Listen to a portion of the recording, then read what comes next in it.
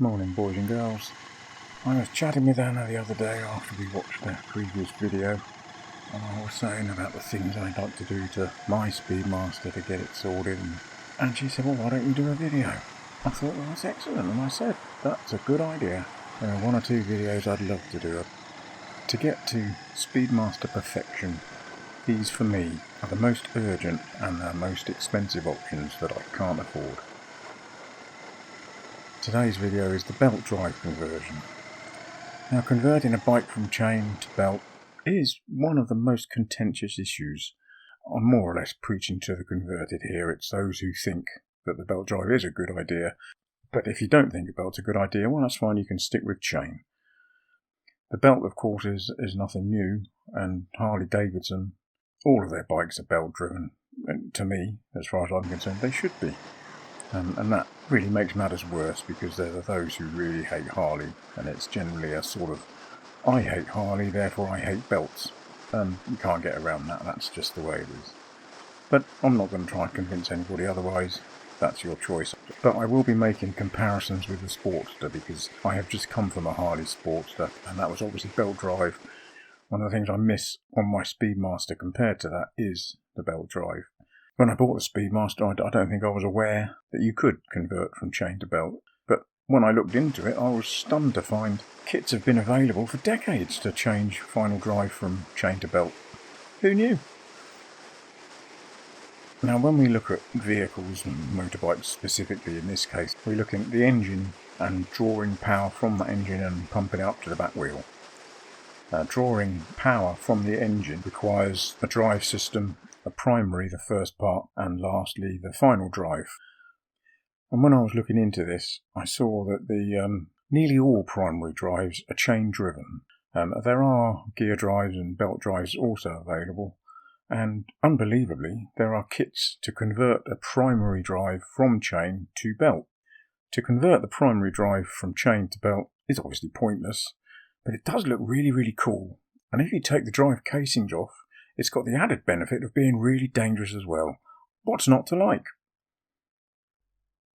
On a motorbike generally, the front sprocket on the final drive is small, and generally the rear sprocket is large, and a chain links the two. On a push bike, for instance, generally speaking, the front sprocket is large and the rear sprocket is small, but the principle is the same. It's driving power from the engine, and that power goes from the person, from the engine, to the back wheel via the chain and sprockets. By far the most commonly used final drive is a chain drive on push bikes and on motorbikes, but there are others. There are chains, belt and shaft drive available. Unbelievably, when I was looking into this, I found there are belt drives for push bikes, and they're very popular. As far as I'm aware, all motorcycle manufacturers have used chain drive, or they still use chain drive for the final drive. And even Harley Davidson, although they're all belt drive nowadays, they didn't fully switch to belts until 1992. The reason that chain drive is so popular is because it's cheaper. Also, chains are the most efficient system to transfer power from the primary drive to the final drive. Apparently they only lose a few percent, what they call transmission loss. A chain and sprocket system is also light. It's also simple, and simple to manufacture and simple to operate means it is popular and easy.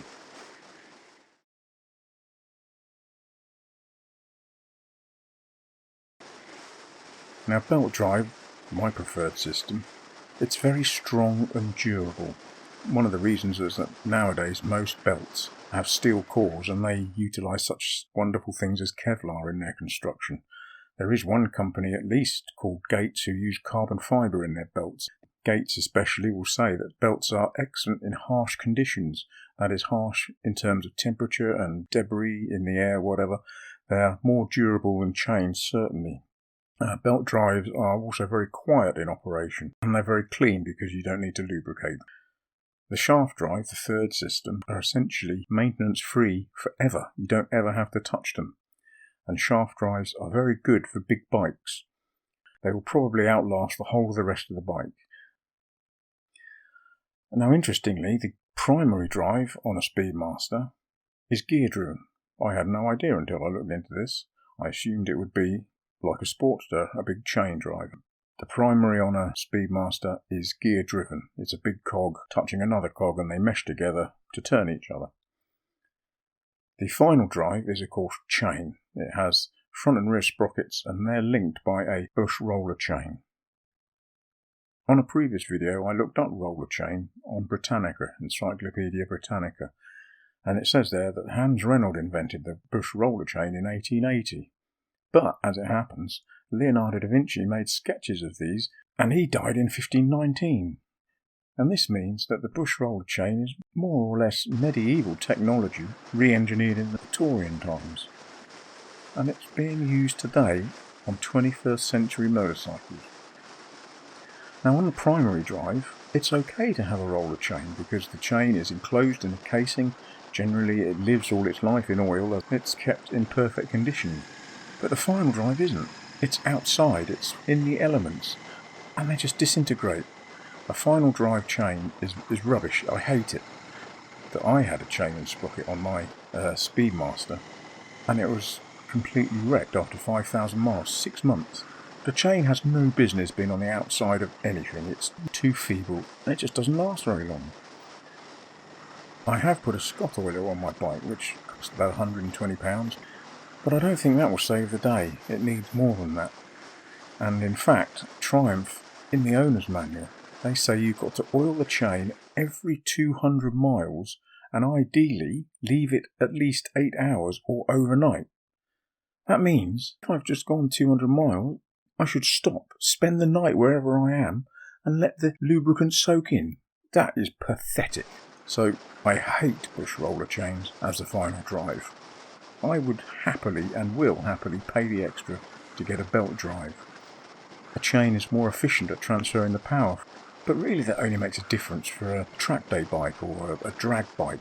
And I imagine 99% of bikes in the world today never see a racetrack, so it doesn't matter that you lose a little bit of the power transfer efficiency. Nobody's going to notice really. And a chain is lighter, but again, the difference for a street bike is negligible. So why not a shaft? Well, it has its advantages. I love the fact that there's zero maintenance, proper zero maintenance. That is the killer app, as it were. And they would be a good option for a Speedmaster actually. It's a fairly big bike and it would look pretty good and I'm sure it would work pretty good. But there are no kits available. And if you did want to make that change, it would be very expensive and very difficult. You would need to have a whole new swing arm assembly. It would also be very heavy. You can also criticise a shaft because there would be very significant transmission loss of power. Apparently the inefficiency of a shaft drive is 5 or 6 times worse than a chain, so you'd never use it on a racing bike for instance, but nevertheless it would be good on a big tourer. So that leaves a belt, and I love the belt drive on the final drive because it's also virtually maintenance free. And I've seen many posts on many forums that will say they've had 100,000 miles out of a belt. And if you compare that to a chain, most will say the chain will last between 15 to 25,000 miles, but you've got to look after it very carefully. And I doubt you'd get that high mileage if you're out in all weathers.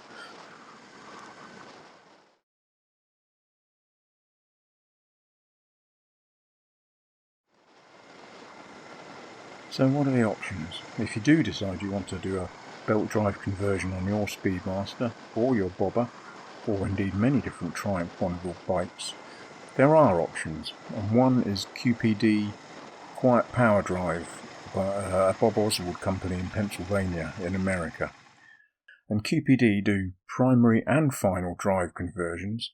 They do conversions for many new and classic British bikes, so old Triumph and Bonnevilles and Nortons and so on, and also for old Sportsters, Harley Sportsters. Back in the old days, of course, a Harley Sportster was a chain-driven bike. And, apparently, Bob Oswald has been doing these belt drive conversions since the 70s, so 50 years. And he does say on his website, actually, if it's run with a chain, Bob can convert it into a belt drive and improve it in the process. So whatever the disadvantages of chain as far as QPD are concerned, they can do you a belt drive conversion and improve it in the process. The second option is Free Spirits from Italy. I have heard of Free Spirits. They do various accessories, not just for Triumph, but for Indian and Harley as well. And they seem to be a fairly slick outfit.